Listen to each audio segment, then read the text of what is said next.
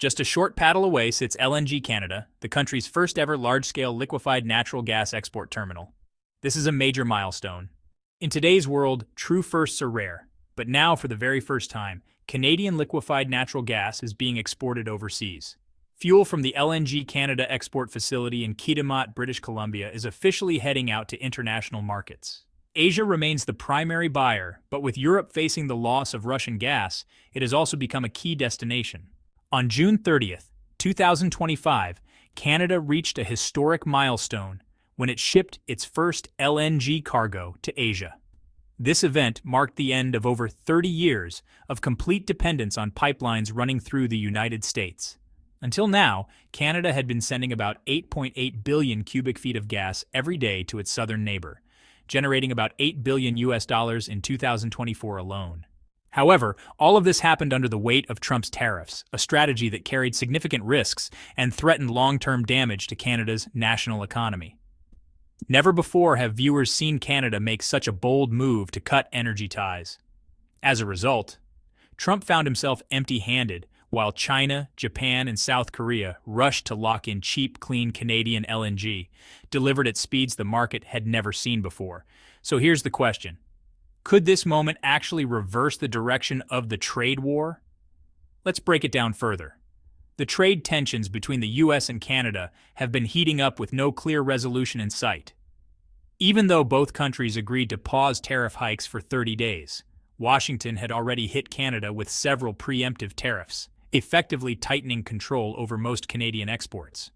On March 4, 2025, the Trump administration slapped a 25% tariff on nearly all Canadian goods entering the U.S., while putting a 10% tariff specifically on Canadian energy products, including natural gas. This move shocked Canada's oil and gas sector, since nearly 100% of its exported gas had been going to the U.S. Suddenly, Canadian gas was no longer competitive. For clarity, LNG, liquefied natural gas, is regular natural gas that's chilled to minus 165 degrees Celsius, turning it into a liquid and shrinking its volume by over 600 times. This makes it much easier to transport by ship, especially to places without pipelines. Not only is LNG cleaner than coal or oil, but it's also an essential material for generating electricity, producing chemicals, and heating homes and businesses. With global demand rising fast, especially in Asia, LNG has become a strategic resource that shapes both economic growth and national energy security. But the U.S., a 10% tariff left Canada in a vulnerable position. After all, sending 8.8 billion cubic feet of gas per day across the border was generating billions in revenue. Even though the energy tariff was smaller than the 25% slapped on other goods, it still drove U.S. sale prices through the roof. Consider this. While American gas producers enjoyed an average price of $3.74.6 per million British thermal units at the Henry Hub, Canada was stuck selling at just 71.4 cents per million British thermal units under its AECO index, more than 5 times cheaper. So when that already low price got hit with import duties, Canadian LNG lost its competitive edge. This forced many mid- and long-term contracts into risky territory, creating ripple effects across the entire energy supply chain. Suddenly, American buyers, who had long depended on cheap and reliable Canadian gas, had to rethink their plans. They could either pay more for U.S. LNG or start importing from Europe and Asia, where shipping costs are higher and delivery takes longer. At the same time, buyers in Asia, especially China, Japan, and South Korea, paid close attention when Canada shipped its first LNG cargo directly to Asia on June 30, 2025. This created a new supply route that completely bypassed U.S. tariffs. That's why the $40 billion LNG Canada project is now central to Canada's strategy for diversifying its markets and reducing tariff risk. However, Canada still faces challenges. The cost of operations and infrastructure in northern British Columbia is far higher than the costs for similar United States projects along the Gulf of Mexico. But despite that, Canada has now officially entered the global LNG game, and the implications are enormous. Stricter environmental rules and rising borrowing costs caused the LNG Canada project's budget to skyrocket. Because of this, partners Shell, Petronas, PetroChina, Mitsubishi, and Kogas decided they would only expand capacity if they could lock in long-term supply agreements with buyers from Asia and Europe. In simple terms, Trump's tariffs didn't just hurt Canada's easy profits in the U.S. market. they pushed Ottawa into a corner, forcing the country to urgently look for a new export route, this time across the Pacific. Now, with low base prices, huge production volumes, and tariff pressure, Canada faces a major crossroads. LNG could either become Canada's escape route from trade troubles or drag the country down with enormous costs and risks. This raises a big question. Can Mark Carney succeed in this high-stakes energy comeback? After the tariff showdown with the United States, Canada had to find new trading partners fast. That's when the LNG Canada project became a beacon of hope. Backed by a massive $40 billion investment from Shell, Petronas, PetroChina, Mitsubishi, and Kogas, the partners committed to building a super project in Kitimat, British Columbia. The goal? Turn Montney shale gas into liquefied natural gas for easy export by sea. Despite facing harsh terrain and soaring costs, the project successfully finished the 670-kilometer Coastal GasLink pipeline, connecting the Dawson Creek gas fields directly to the west coast. This opens the way for Canadian gas to reach global buyers through a new liquefaction plant. One of the project's key advantages is direct access to the Pacific Ocean. This cuts shipping time to Japan, South Korea, and China in half, from about 20 days through the Panama Canal to just 10 days. Plus, it avoids the risks of congested shipping routes. The project also scores well on ESG, environmental, social, and governance standards. To support sustainable development, the joint venture signed over $5.8 billion Canadian dollars in contracts with local businesses and the Haisla Indigenous Nation. The construction phase alone created more than 50,000 jobs over 7 years. Beyond just hiring locally, the project gave Haisla contractors equity stakes in the Coastal GasLink pipeline. This means the community is not just protecting its culture but also benefiting directly from long-term revenues. On the technical front, the Kitimat facility uses 2 liquefaction trains with a total capacity of 14 million tons per year. That's enough to meet growing LNG demand in both Asia and Europe. The equipment is supplied by JGC Japan and Fluor USA, and the plant runs on British Columbia's clean hydroelectric power, making LNG Canada one of the lowest carbon LNG exporters in the world. But success hasn't come easy. Building and operating in northern British Columbia's cold climate costs far more than running similar projects along the U.S. Gulf Coast. On top of that, strict environmental regulations force the joint venture to invest heavily in extra emissions controls and wildlife protection. To ease this burden, the provincial government offered carbon tax breaks and sales tax incentives. However, these benefits sparked debate, with some Canadians questioning whether corporate profits might come at the expense of community interests. Even so, the journey from a diversification dream to reality is well underway.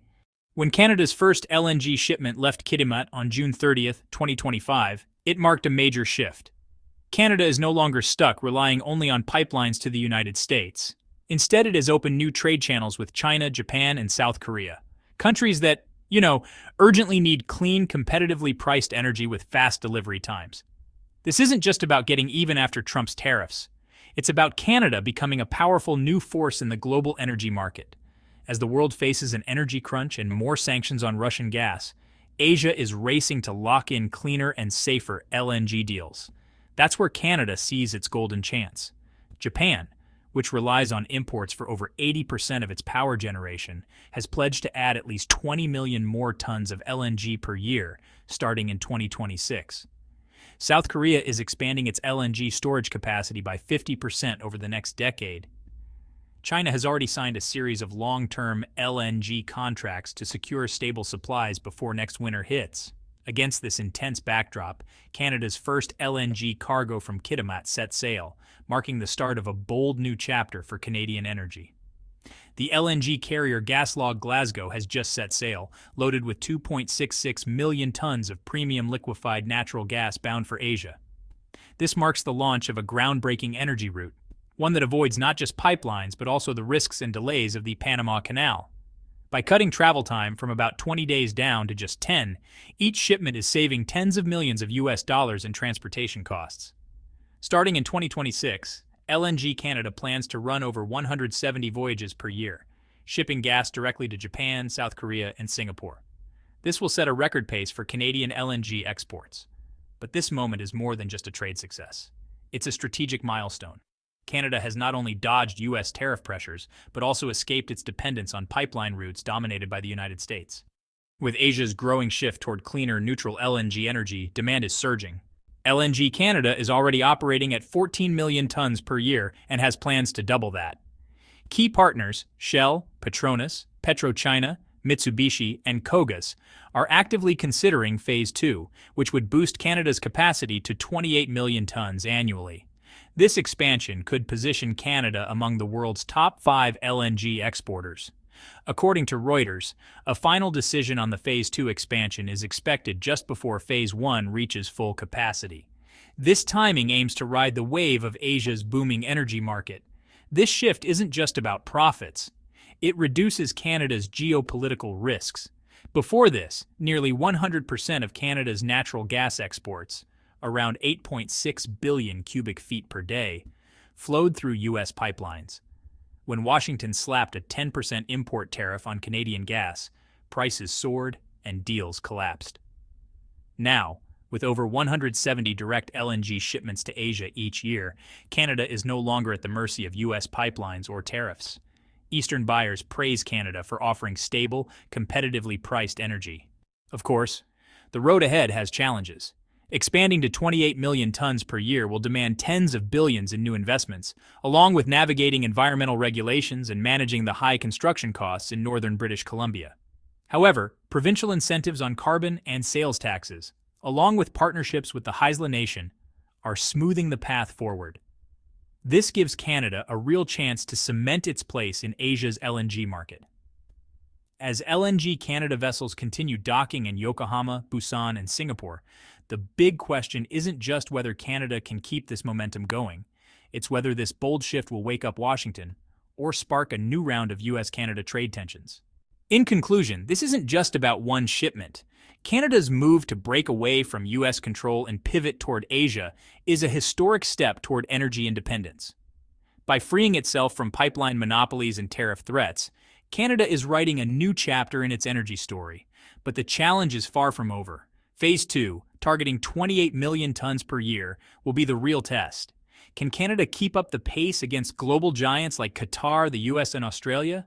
The road is filled with high costs, strict environmental standards, and carbon taxes. What's your take on this bold move? Will Canada lead the LNG race, or get caught up in fierce global competition? Let us know in the comments below, and don't forget to subscribe to 3 Daily News so you won't miss the next big update.